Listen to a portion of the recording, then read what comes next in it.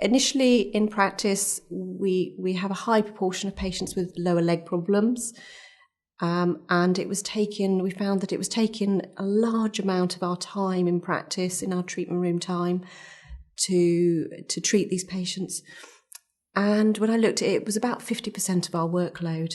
And in general practice, we have to do so many other things. And so therefore, a sort of a light bulb moment of thinking, how do we do something different? How do we, despite our patients getting excellent care in surgery, being seen by tissue viability, we didn't seem to be progressing very fast. It was how we could do something different. And with that, we came about the Lindsay Leg Club Foundation and found out about it. And I wanted to find out more. So I went to visit Bradford upon Avon Leg Club, and I took a GP colleague with me.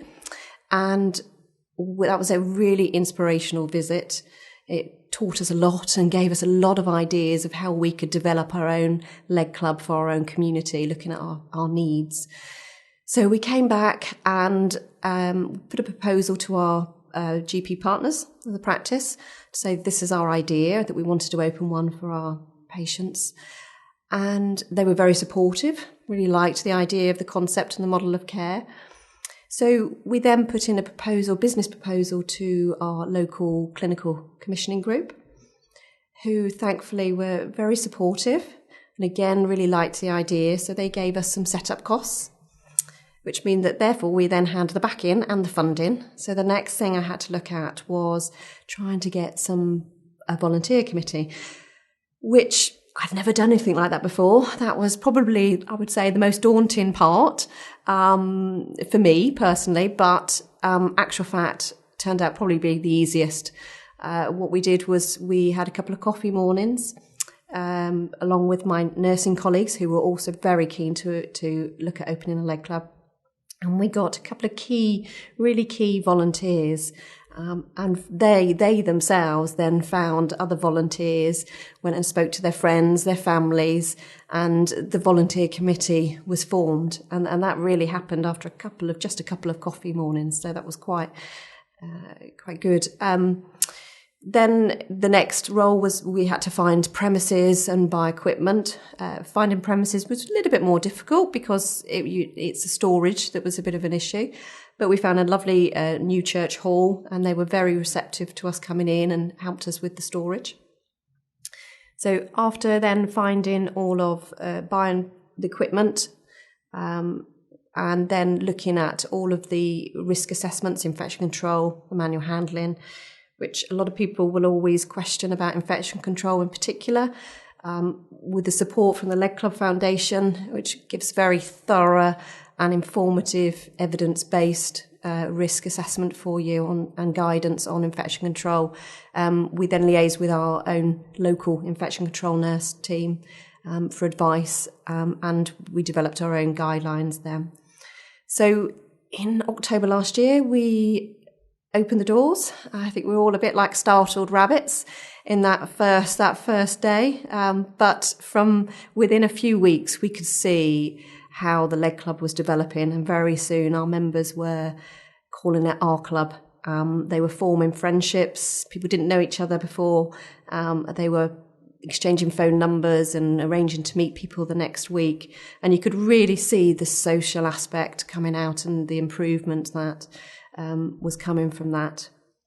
And we found over the last 11 months, the club has really developed hugely. We have on average 35 to 40 members each week, and relationships have been formed. The buzz, the chatter that goes on, patients, the members there really get a lot out of it. Some say that whether it's raining, snowing, they will be there, whatever. We've had some really good success on both the clinical care, patients that were needing to have their legs treated virtually 5 days a week.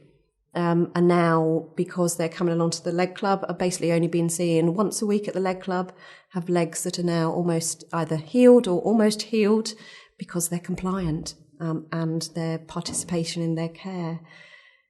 The social aspect is fantastic. Our volunteers are very proactive, and they did a tea party for the Queen's 90th birthday, which had a really big spread and Union Jacks all over the place. They've arranged harbour trips around Poole Harbour.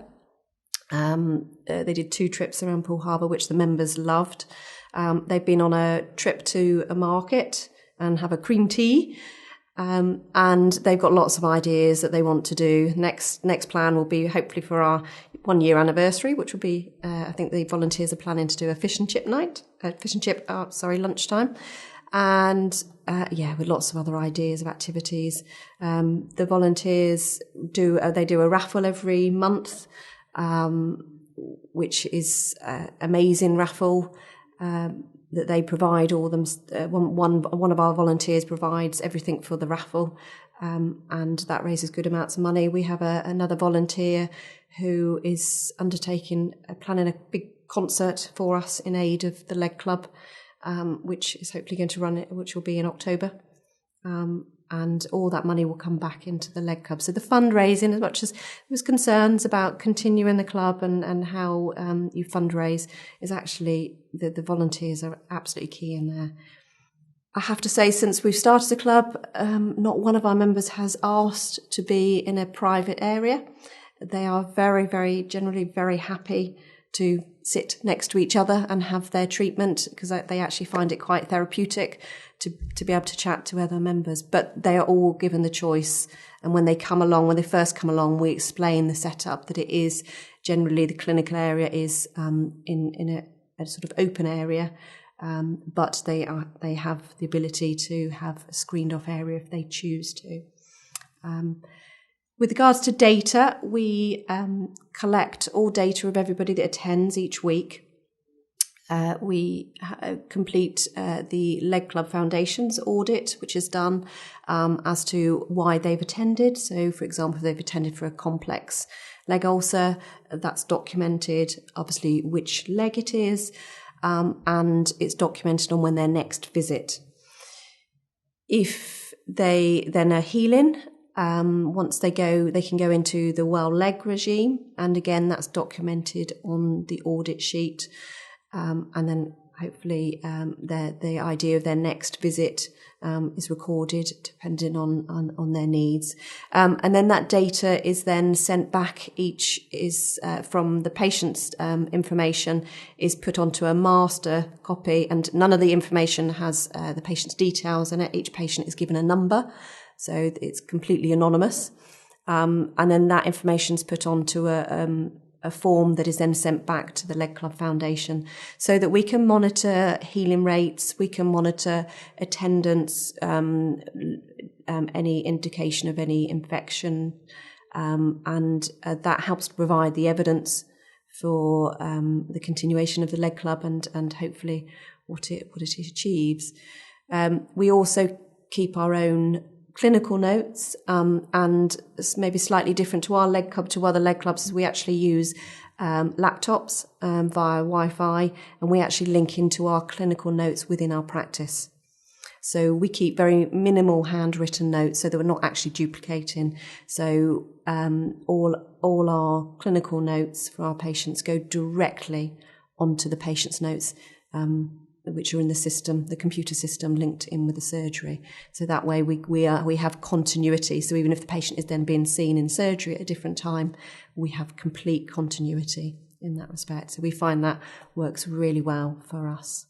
I think if anyone was thinking of developing the idea of a Leg Club, then my number one thing would be go for it. It really can improve your patient care and the well-being of your patients, and I would say that there should be no barriers to it. My motto has been is if you don't ask, you don't get. So don't let there be any hurdles to developing a Leg Club. And in my view, I think every town, every area needs a Leg Club because it's so beneficial. We've seen such benefits from it. So one thing we're doing looking at the future is we've just got ethics approval to undertake a small study which is looking at the well-being of our members following this within this model of care, which we hope will demonstrate the whole holistic approach that this model of care has, because we've certainly seen that it has very much improved the overall well-being of our members. Hopefully that will be in the near future, and then will be published.